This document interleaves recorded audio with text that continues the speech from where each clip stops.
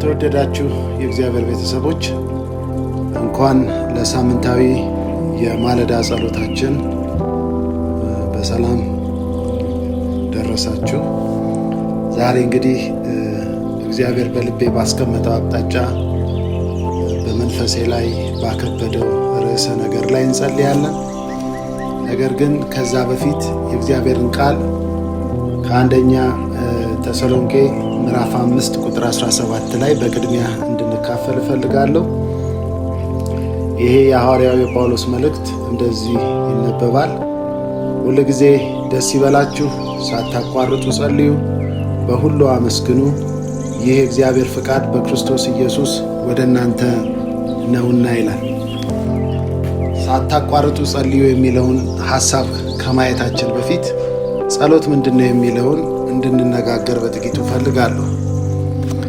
ጸሎት ከእግዚአብሔር ጋር ላለን ሕያው ግንኙነት መሰረት እና የመንፈሳዊ ሕይወታችን ማዕከል ነው። ጸሎት በራሱ ቀላልና ከልብ የሚመነጭ ሁል ጊዜ የምናደርገው መንፈሳዊ ተግባር ነው።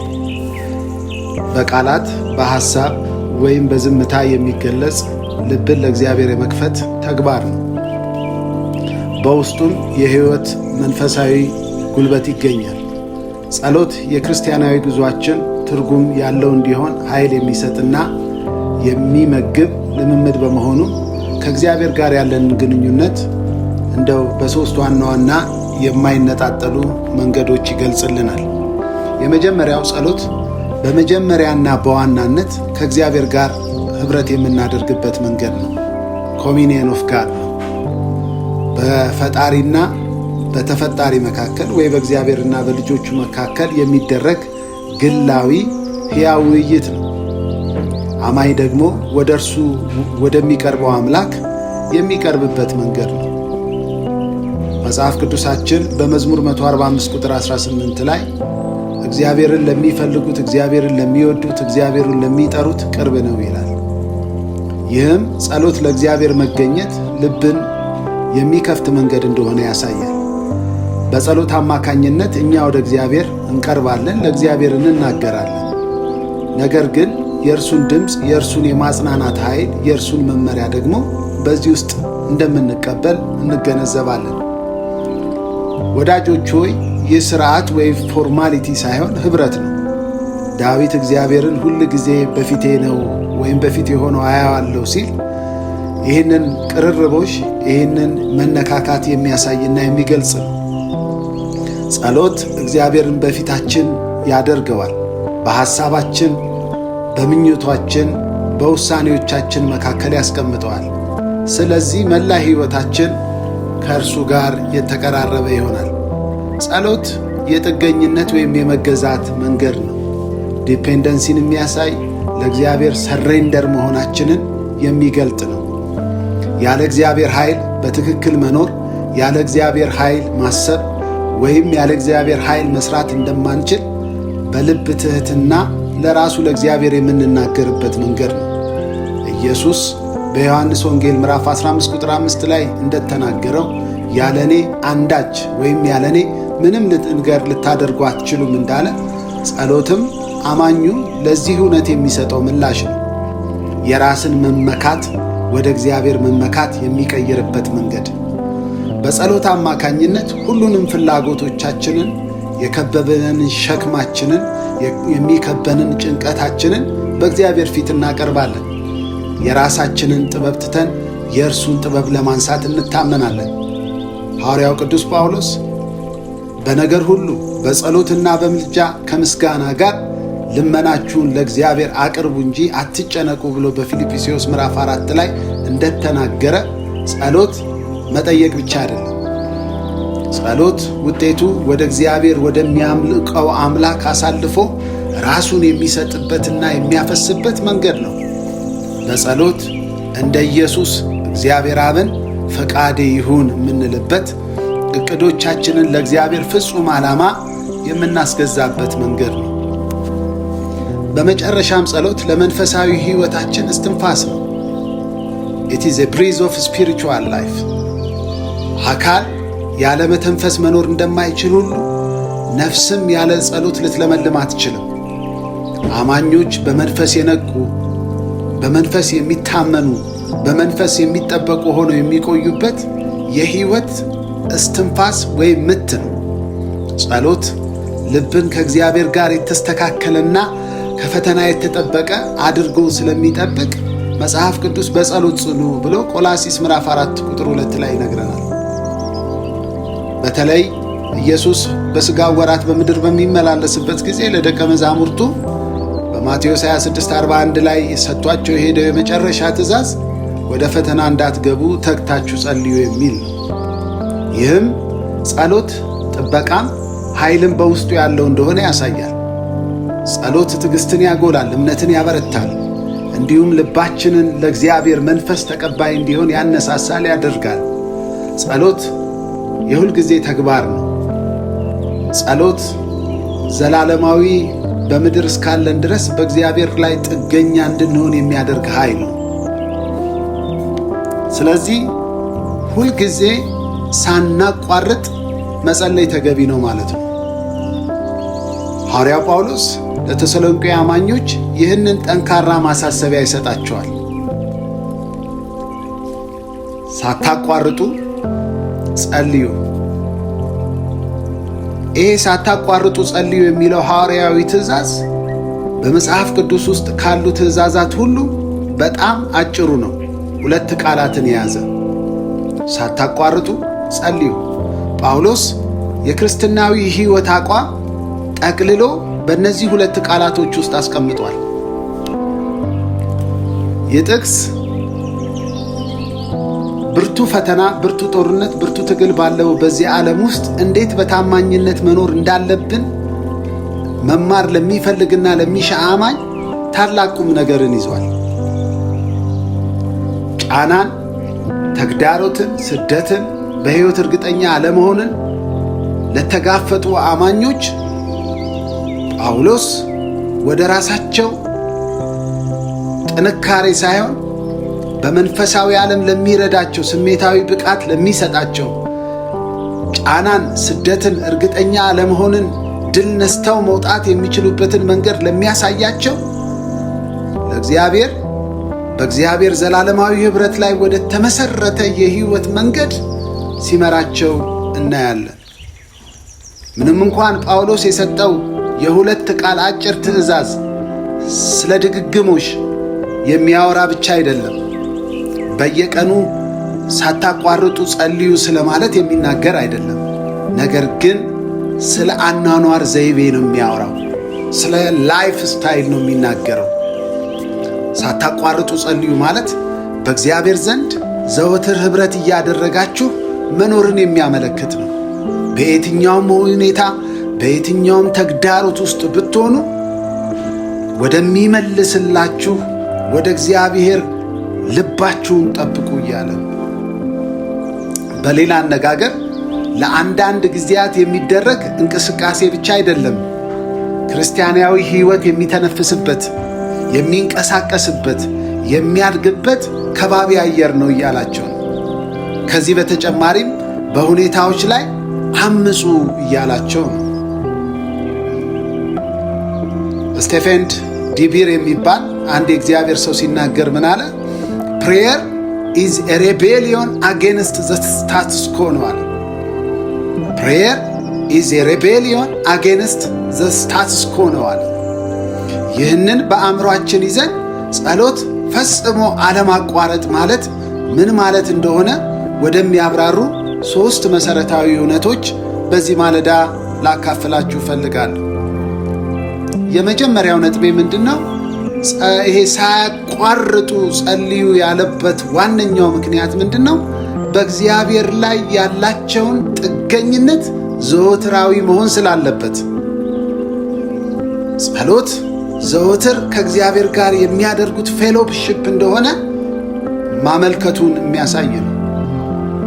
ሳታቋርጡ ጸልዩ የሚለው ትእዛዝ አማኞች ዘላቂ ጥገኝነት እንዲኖራቸው የሚያበረታታ ነው።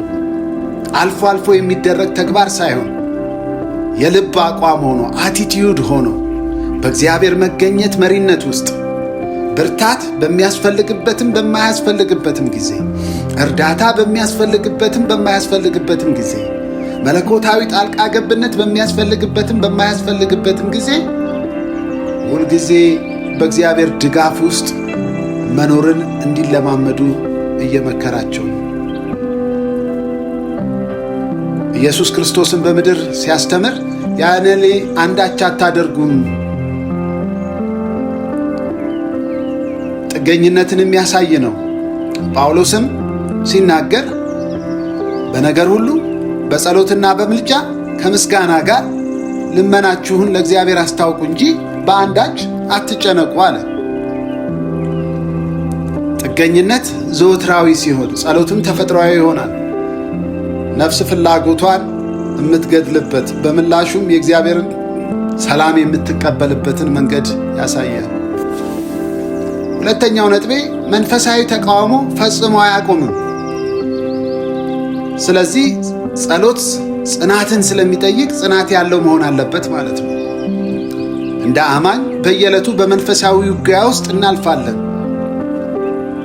እግዚአብሔር ከሰጣቸው ዋነኛ መሳሪያዎች የጨለማውን ዓለም አሰራርና አደራረግ የምንሰብርበት መሳሪያ አንደኛው ደግሞ ጸሎት ነው።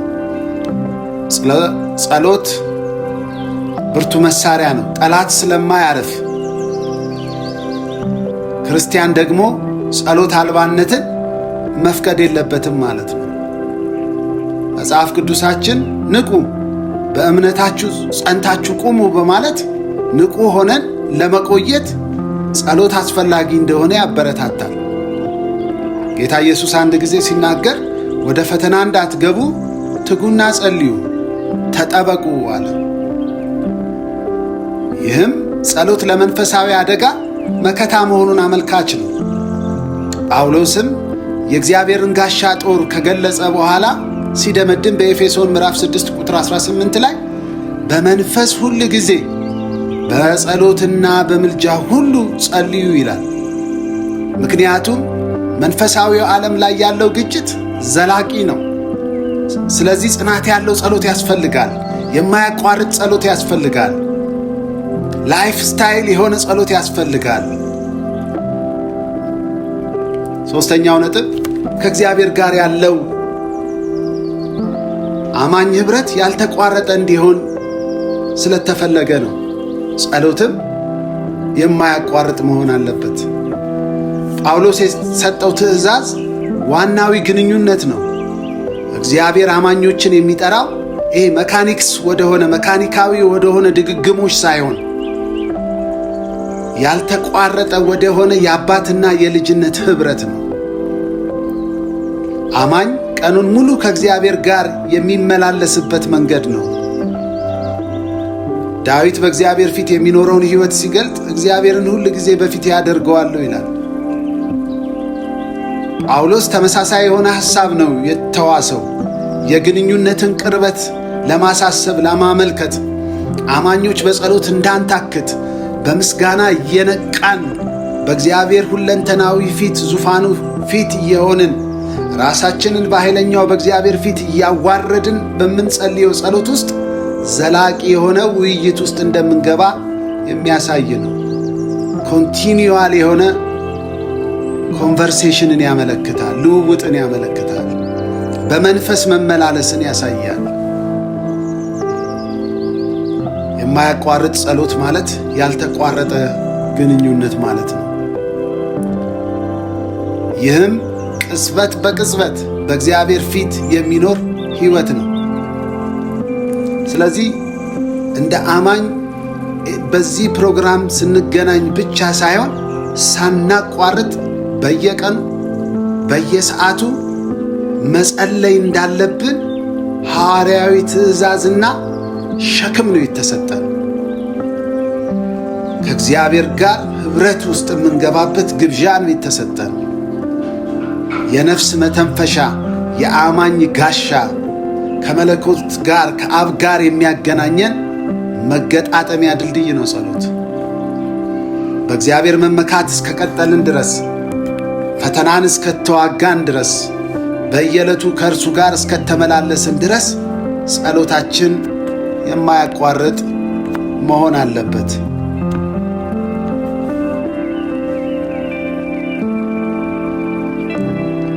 ከላይ በተነጋገርነው ቃል መሰረት ላይ ቆመን ይህን ጸሎት እንድንጸልይ አብረን አበረታታለሁ። ክቡር አምላካችን የዘላለም ፈጣሪያችንና የሕይወታችን ማዕከል እግዚአብሔር ሆይ አንተ ሕያውና ቅርብ አምላክ ስለሆንክ ወደ ቅዱስ ስፍራህ በእምነትና በልበ ሙሉነት በዚህ ሌሊት እንቀርባለን። በአንተና በእኛ መካከል የሚደረግ ግላዊ ሕያው ያልተቋረጠ ንግግር ሁልጊዜ የምናቀርበው ከአፋችን ከአንደበታችን የምናወጣው መሆኑን አጥብቀን እናምናለን። መጽሐፍ እንደሚናገር እግዚአብሔር ለሚጠሩት ሁሉ ቅርብ ነው ብለህ በቃልህ ስለተናገርከን ዛሬ ልባችንን ለመገኘትህ ሙሉ ለሙሉ እንከፍታለን። ጌታ ሆይ ጸሎት ሥርዓት ብቻ ሳይሆን መግባቢያችን እንደሆነ እናምናለን። ሐሳባችንን፣ ስሜታችንን፣ ፍርሃታችንን፣ ምስጋናችንን ሁሉ በፊትህ እናስቀምጣለን። አቤቱ ጌታችንና አምላካችን ሆይ ያለ እውነተኛ ኃይል ያለ አንተ አንዳች ማድረግ የማንችል ደካማ ነን። በራሳችን ጥንካሬ መኖር በራሳችን ጥንካሬ መመላለስ እንደማንችል በትህትና በእውነት እንመሰክራለን።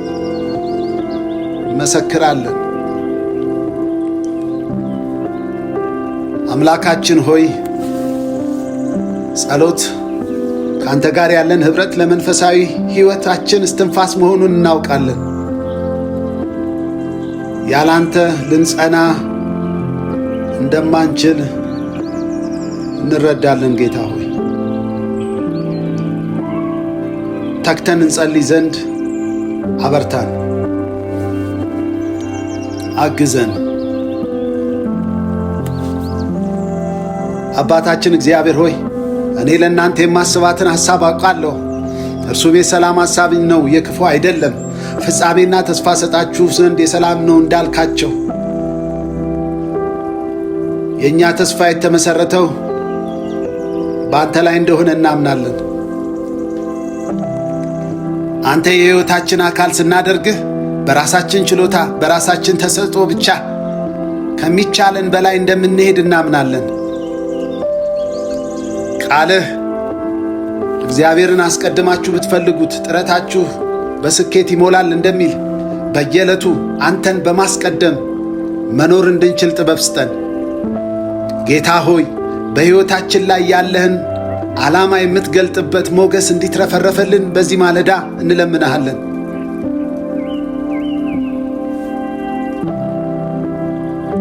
ምናልባት በሕይወት ደረጃ ዝቅተኛ ደረጃ ላይ አሁን እንኳን ልንሆን ብንችል በልዩ ልዩ ተግዳሮቶች ውስጥ እያለፍን የሚሰማን ቅዱሳን ብንኖር እግዚአብሔር ለእኛ ያቀዳቸው አስገራሚ ነገሮችን ማንም አይወስድብንም። አባታችን ሆይ ይህ አዲስ ቀን ነው። አዲስ ሕይወት ነው የሰጠህን። የብርታትህን ጉልበት የኃይልህን ታላቅነት የምንጨብጥበት ቀን እንዲሆን እንለምንሃለን። ኃይላችንን እያደስክ እንደ ንስር ክንፍ ብለን መብረር እንድንችል ድፍረትን ስጠን። የተስፋ አምላክ የሆንክ አባታችን ሆይ በዚህ ምድር ላይ ያስቀመጥከን ለዓላማህ እንደሆነ እናምናለን። እኛ ያልተገደበ ጉልበትና አቅም ከምትሰጠው ከአንተ ዘንድ ለመካፈል መለኮታዊ ድሎች የተሰጣቸው ሰዎች እንደሆንን እናውቃለን። ልንሰፍራቸው፣ ልንቆጥራቸው፣ ልንለካቸው የማንችላቸው ብዙ በረከቶች ትናንትና ከአንተ እጆች ተቀብለናል። ዛሬም እንደምትሰጠን እናምናለን። ነገም እንደምንቀበል እናምናለን። ምክንያቱም አንተ የዓለም ሁሉ ፈጣሪ ነህ። ሞገስህ ከሚታሰበው በላይ ነው። አምላካችን እግዚአብሔር ሆይ ይህ እውነታ እንደሆነ በአንተ ዘንድ ምንም የሚሳን ነገር እንደሌለ ለነፍሳችን ዛሬ እንሰብካታለን። ቅዱስ የእግዚአብሔር መንፈስ ሆይ ትናንት ባለፍንባቸው አሳዛኝ የሕይወት ውጣ ውረዶች ውስጥ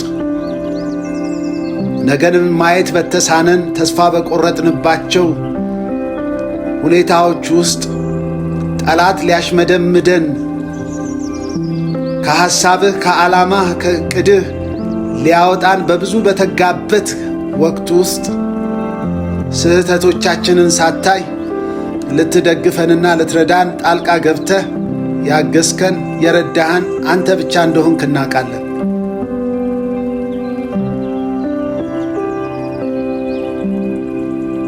እግዚአብሔር አምላኬ ሆይ ቃልህ ለፍጹም ሰዎች ብቻ የተጻፈ ሳይሆን በውድቀት ውስጥ ላለፉ፣ በሐዘን ውስጥ፣ በተስፋ መቁረጥ ውስጥ እርዳታ ለሚፈልጉ ሰዎች ሁሉ የተጻፈ እንደሆነ እናውቃለን። ደካማ የነበረው ሙሴ ከፈርዖን ቤት ወጥቶ በምድረ በዳ በብዙ መንከራተት ውስጥ ያለፈው ሙሴ ባለፈው ስህተት ውስጥ እንዳይዋኝ ቆም ብሎ እንዲያስብ ሕያውነትህን በቁጥቋጦ ዛፍ መካከል ገልጠህ ክብርህን አሳይተህ አድሰህ ለሌላ ትልቅ ተልእኮ ለሌላ ትልቅ አጀንዳ እንደቀሰቀስከው ዛሬ የደከሙ ወንድሞችና እህቶች ቢኖሩ ኃይልህን በመስጠትና በመልቀቅ ለሚቀጥል የሕይወት ጉዞ እንድትቀሰቅሳቸው፣ እንድታበረታቸው፣ እንድታድሳቸው እለምንሃለሁ። ኤልያስም በኤልዛቤል ዛቻ በተሰደደ ጊዜ ከክትክታ ዛፍ በታች ተቀምጦ ከአባቶቼ አልበልጥም ውሰደኝ ብሎ በማጉረምረም ሁኔታ ውስጥ ባለበት ሰዓት መጥተህ የሚያበረታውን መልአክ ልከህ ለሚቀጥለው የአገልግሎትና የሕይወት ጆርኒው ራእይን ሰጥተህ እንዳስታጠቅከው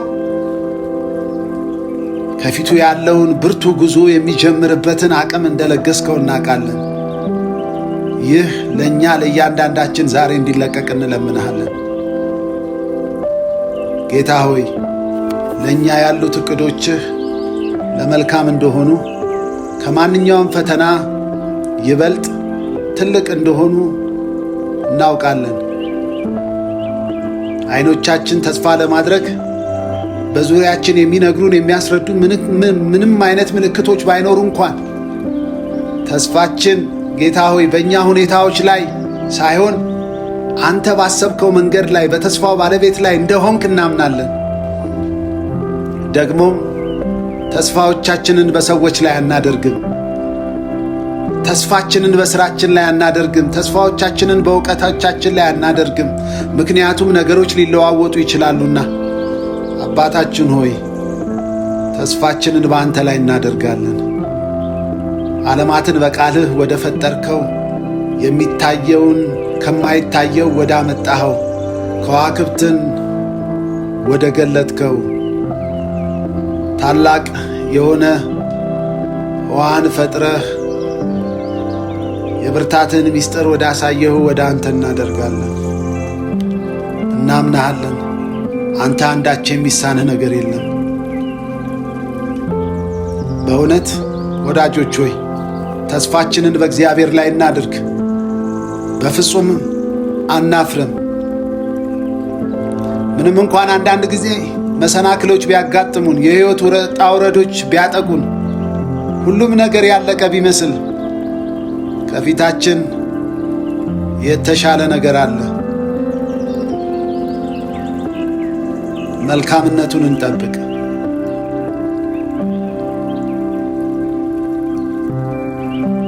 አምላካችን ሆይ ዛሬ ጠዋት እግራችን መሬት ከመንካታ በፊት አንተን ለመዘከር ከአንተ ጋር ኅብረት ለማድረግ በአንተ ፊት ሰሬንድ ለማድረግ በኃይለኛው በእግዚአብሔር ፊት ራሳችሁን አዋርዱ እንዳልክ በፊትህ ራሳችንን አዋርደን ቀኖቹንና ሳምንታቶቹን ለመዋጀት ጸጋህን ስላፈሰስክልን እንባርከሃለን። ቃልህ እንደሚናገር በአንተ ታምኛለሁና በማለዳ ጽኑ የሆነ ፍቅርህ ይዞኛልና ልሄድበት ያለውን መንገድ አሳየኝ፣ ሕይወቴን ለአንተ ሰጥቻለሁ እንዳለ ዘማሪው ወዴት እንደምንሄድ የማናውቅ ከሰዓታት በኋላ ምን እንደሚገጥመን የማናውቅ ግን አንተ እንድትመራን የፈለግን የወደድን በአንተ ዘላለማዊ ፍቅር የተያያዝን የሕይወታችን መሪ የሕይወታችን ራስ እንደሆንክ ምንረዳ ያም ስለገባን ጊዜውንና ዘመናችንን በፊት ያስቀመጥን ኃይል አልባ የሆንን ልጆችንን ተረከበን፣ ተቆጣጠረን። ነፍሳችንን በፊትህ እናፈሳለን። ይህን በማለዳ የምናደርገውን ቁም ነገር ዋጋ ስጥልን። ተቀምጠን፣ ቆመን፣ ተንበርክከን በሚመች ማናቸውም ሁኔታዎች ውስጥ ሆነን እጃችንን አንስተናልና ጌታ ሆይ ያንተነን እንላለንና ጌታ ሆይ በማለዳ ወደ አንተ መተናልና ጌታ ሆይ መንገዳችንን አሳየን። ምን ማድረግ እንዳለብን አመልክተን፣ ወዴት መሄድ እንዳለብን አሳየን፣ ጠቁመን። ጉዳዮች ባሉበት ቦታና ስፍራዎች ውስጥ በምንገባባቸው ተቋማቶች ውስጥ የምንናገረውን ቃል ስጠን። ጥበብን ስጠን፣ ዕውቀትን ስጠን፣ አካሄድን ስጠን። ለእኛ የሚበጀንን የምታውቅ አምላክ በራሳችን አንዳች ማድረግ ስለማንችል እርዳታ ያስፈልገናል። በዚህ ማለዳ በተሰበረ በተዋረደ ትሕትና በተሞላ ልብና መንፈስ እንለምንሃለን። ትክክለኛ በሮችን ክፈትልን። ሰይጣን የሚከፍታቸውን በሮች፣ ሰዎች የሚከፍቷቸውን በሮች ዝጋልን። አቤቱ መንገድህን ግልጽ አድርግልን። መጽሐፍ ቅዱስ በሁሉም መንገድ እግዚአብሔርን ስናውቅ መንገዳችንን እንደሚቀናልን ይናገራል። ጌታ ሆይ ብዙ ጊዜ አንተን ሳናማክር የራሳችንን ዕቅዶች አውጥተን ከዚያም እነዚያ ዕቅዶችን እንድትባርክልን ጠይቀናል። ፈቃድህና ሐሳብ የሌለባቸው ዕቅዶች ስለነበሩ አቀበት ሆነው አድክመውናል። በተቃርኖ እንድንጓዝ አስገድደውናል። ዛሬ ግን ትክክለኛው ዕውቀት፣ ትክክለኛው መንገድ መጀመሪያ አንተን መጠየቅ እንደሆነ ገብቶናል። ምን እንደምንሰራ እንደምትፈልግ፣ ማንን ማግኘት እንዳለብን እንደምትፈልግ፣ ምን አይነት አዳዲስ ፕሮጀክቶችን በሕይወታችን በሥራዎቻችን ላይ እንደምታመጣብን እንደምትፈልግ አውቀናል። ስለዚህ አንተ እንድትፈቅድልን እንለምንሃለን። የሚበጀንን የምታውቅ አንተ ነህና አባታችን ሆይ ለአእምሮአችን ሰላምን ስጠን። ተለዋዋጭ በሆነ ዓለም ውስጥ በብዙ ውጥረት በተሞላው ዓለም ውስጥ እንዴት መመላለስ እንዳለብን ዕውቀትን ስጠን። ያለ አንተ እርዳታ አንዳች የተስፋ ዕድሎች የሉንም። በአንተ ካልተደገፍን ድል ማግኘት አንችልም። በድካማችንና በኃይላችን የምትራራ ሊቀ ካህን ኢየሱስ ሆይ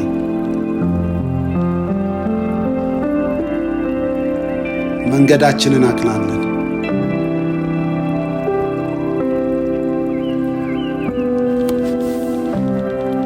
ጌታ ሆይ ሳታቋርጡ ጸልዩ እንዳልክ ሕይወታችን፣ አብዛኛው ጊዜያችን ካንተ ጋር ማሳለፍ እንድንችል ጸጋ አብዛልን።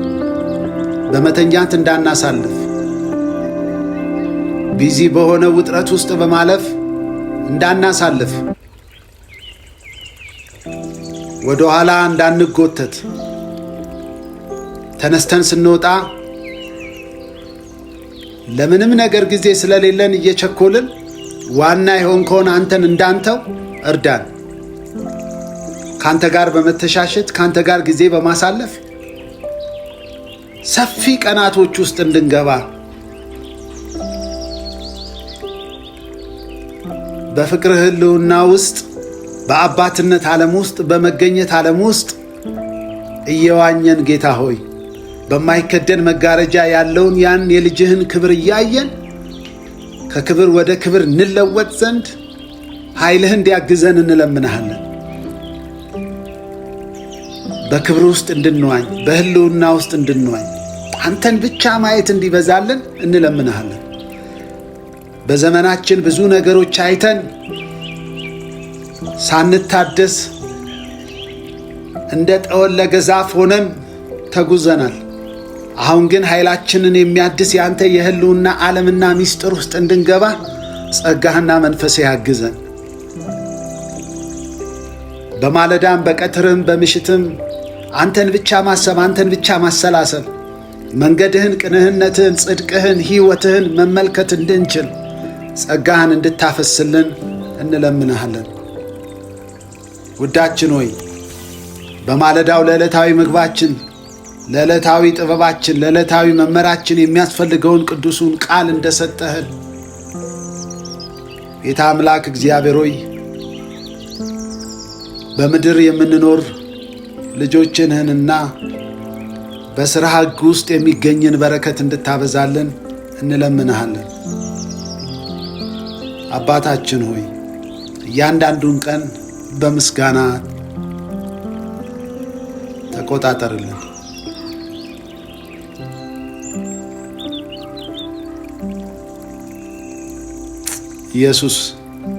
ኢየሱስ እንደሚገባ መኖር እንድንችል እርዳን። ሳምንቱን በምናልፍባቸው ሁኔታዎች ውስጥ ውሳኔ በሚያስፈልጉ የሕይወት ጉዞዎቻችን ውስጥ መወሰን እንድንችል እርዳን። እግዚአብሔር ይህን ተቆጣጥሮታል። እግዚአብሔር ስለ እኔ ያስባል። እግዚአብሔር በሕይወታችን እየሠራ ነው። እግዚአብሔር ከጠላቶቻችን ይበልጣል። እግዚአብሔር ነገሮች ለበጎ እንዲሆኑ እያመቻቸ ነው ብለን በእምነት በምናሰላስላቸው ነገሮቻችን መካከል እግዚአብሔር ኃይልህንና ጉልበትህን ተጠቅመህ አቅናልን።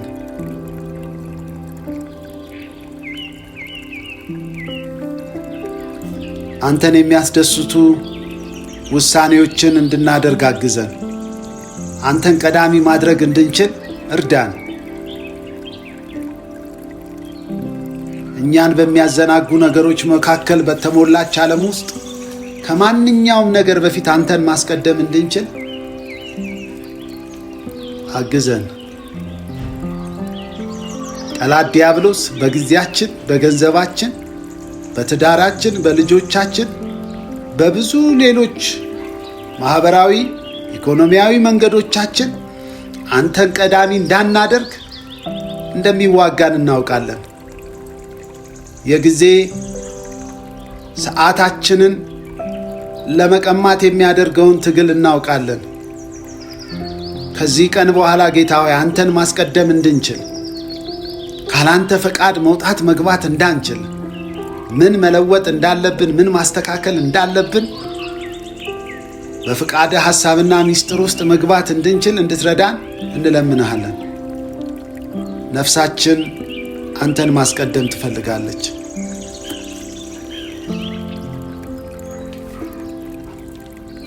ጌታ ሆይ እንወድሃለን። ጌታ ሆይ እናመሰግንሃለን። የወንድሞቼ የእህቶቼ ሳምንት የተባረከ ይሁን።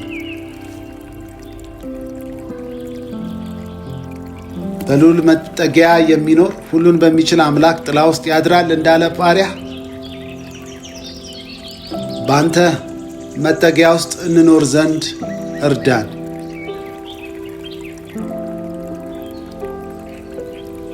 በአንተ መጠጊያ ውስጥ የሚኖርን ጠላት ሊያጠቃው፣ ጠላት ሊያሸንፈው አይችልም። መጠጊያችን ሆይ ክበር። የሁሉ ነገር በኩራችንን ለአንተ ማፍሰስ እንድንችል እርዳን።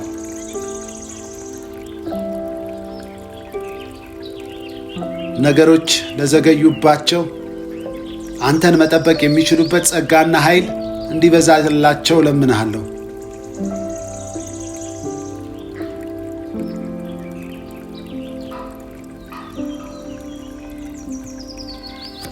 ከመጋረጃ በስተጀርባ እየሰራህላቸው፣ እያከናወንክላቸው፣ እያበጃጀህላቸው እንደሆነ ይረዱ ዘንድ መንፈስን እንዲያግዛቸው እጸልያለሁ። በእኛ ጊዜ ቀመር ውስጥ የማይመለስ በመለኮት የጊዜ አጀንዳና ሐሳብ ውስጥ መልስ የሚመጣላቸው ብዙ ነገሮች እንዳሉ እንዲረዱ የጥበብን፣ የእውቀትን፣ የመረዳትን ባለጠግነት አፍስስባቸው። አባቴና አምላኬ ሆይ ሰኞ፣ ማክሰኞ፣ ሮብ፣ ሐሙስ፣ አርብ፣ ቅዳሜ፣ እሁድ እያንዳንዱ የሳምንቱ ቀናቶች የድል ቀኖች እንዲሆኑ ያለ የሌለ ኃይሉን ይዞ የሚንቀሳቀስ የሲኦል ጉልበትና ኃይል በስም ሥልጣን እንዲሰበር፣ ተግዳሮቱ እንዲቆም፣ ዝለት እንዲነሳ፣ አለማመን እንዲነሳ፣ አለማስተዋል እንዲነሳ በናዝሬቱ በጌታ በኢየሱስ ክርስቶስ ስም እጸልያለሁ። ወደ ልጁ ኅብረት የጠራችሁን ጌታችሁንና አባታችሁን አምላካችሁን በማወቅ የምትበረቱበት ሳምንታት እንዲሆን ጸልያለሁ። አውሎ ንፋሱ፣ ማዕበሉ፣ ወጀቡ ጸጥ የሚልበት፣ እጥረት የሚመታበት፣ እግዚአብሔር ከወሰነው በረከት ጋር የምትገናኙበት ሳምንት እንዲሆን ጸልያለሁ። እግዚአብሔር ካዘጋጀው በረከት ጋር የምትገናኙበት ቀናቶች እንዲሆኑ እለምነዋለሁ።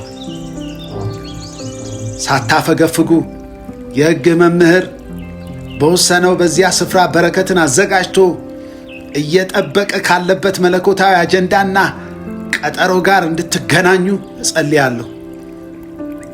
ሊያዘገይ የሚወጣ ወደ ኋላ ሊጎትት የሚወጣ ከእግዚአብሔር ዕቅድና አጀንዳ ከእግዚአብሔር መለኮታዊ ፕላን ጋር እንዳትገናኙ ልዩ ልዩ ስልት ነድፎ የሚያዝል የኃጢአት ጉልበት፣ የሚያዝል የጨለማ ሥራና ምክር፣ የሚያዝል የነፍስ ኃይል ሁሉ ጸጥ የሚልበት ቀን እንዲሆን ጸልያለሁ።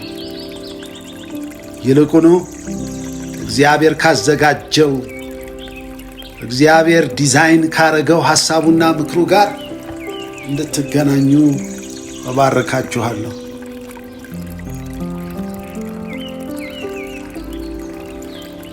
አምላኬ እንደ ባለጠግነቱ መጠን በክብር በክርስቶስ ኢየሱስ ይባርካችሁ።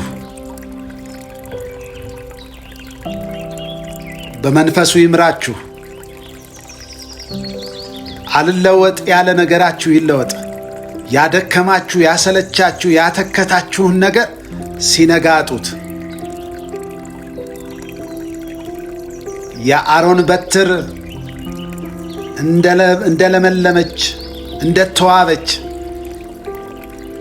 የእናንተ የሆኑ ነገሮች ሁሉ ከዚህ ማለዳ ጀምሮ ይለምልሙ።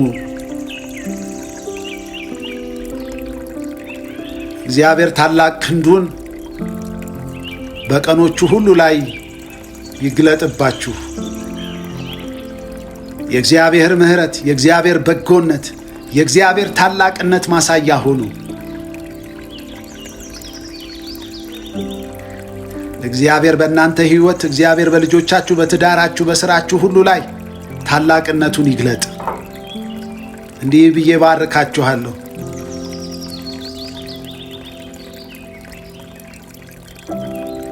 እግዚአብሔር እልፍ አላፋት ያድርጋችሁ። ዘሮቻችሁም የጠላቶቻችሁን ደጆች ይውረሱ። በአንድ አቅጣጫ የመጡ በብዙ አቅጣጫ ይበተኑላችሁ። የእግዚአብሔር ክብር፣ የእግዚአብሔር ታላቅነት፣ የእግዚአብሔር የአምላክነት ኃይል በዘመናችሁ ይታይ። ጠባቂያችሁ የእስራኤል ንጉሥ ነውና ከክንፎቹ በታች ይጋርዳችሁ።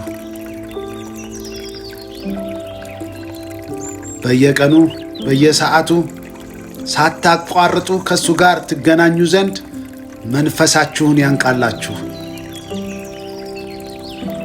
ከኃይል ወደ ኃይል፣ ከክብር ወደ ክብር፣ ከብርታት ወደ ብርታት ተንቀሳቀሱ። ጌታችንና አምላካችን እግዚአብሔር ሆይ ስለ ሰጠህን በዚህ ሌሊት የጸሎት መንፈስ እናመሰግንሃለን። የደከሙ ይበርቱ፣ የታመሙ ይፈወሱ፣ ያዘኑ ይጽናኑ፣ ነገር የዘገየባቸው ይፍጠንላቸው። አንተን ታምነው ልባቸውንና መንፈሳቸውን አፍስሰዋልና ጌታ አምላክ እግዚአብሔር ሆይ በነገራቸው መካከል ቁምላቸው። ያንተ ምሕረት፣ ያንተ ኃይል፣ ያንተ ታላቅነት በዘመናቸው ሁሉ ይገለጥ። የሚዋጋቸው የሚገዳደራቸው የጨለማ ኃይልና ጉልበት የተመታ ይሁን። ነገራቸውን የያዘ ነገራቸውን ያዘገየ ጨለማዊ ኃይል፣ የሲኦል ኃይል፣ የዲያብሎስ ኃይል በስምህ ሥልጣን መንገዳቸውን ይልቀቅ። ተግዳሮቱ ሁሉ ጸጥ ያለ ይሁን። አባቴ ሆይ የክብርህ ዕቃ ስላደረግካቸው ተመስገን። ሁሉ ለስምህ ክብር ይሁን። ዝማሬ ከአንደበታችሁ አይታጣ፣ ምስጋና ከአንደበታችሁ አይቋረጥ። አምልኮ ከመንፈሳችሁ ከነፍሳችሁ ላይ አይገደብ። ሁሌ የምታመሰግኑ፣ ሁሌ የምታመልኩ፣ በወርሽፕ የተጥለቀለቃችሁ ሁኑ። ሥራቸውን አቃናላቸው፣ አከናውንላቸው። ዲያብሎስ ባላጋራችሁ ሊውጥ እንደሚፈልግ አንበሳ ሁልጊዜ በዙሪያችሁ ይዞራል እንደተባለ ሊያሰናክል፣ ሊያደክም፣ ሊያታክት የሚዞር ማንኛውም የጨለማ ምክርና ኃይል የቆመ ይሁን። ሁሉ ለስምህ ክብር ይሁን። የቀኑን በረከት፣ የቀኑን ተአምራት፣ የቀኑን ታላቅነት እግዚአብሔር በእናንተ ሕይወት በእናንተ ዘመን ይግለጥ። ሳምንቱ የተባረከ ይሁን። ተባረኩ።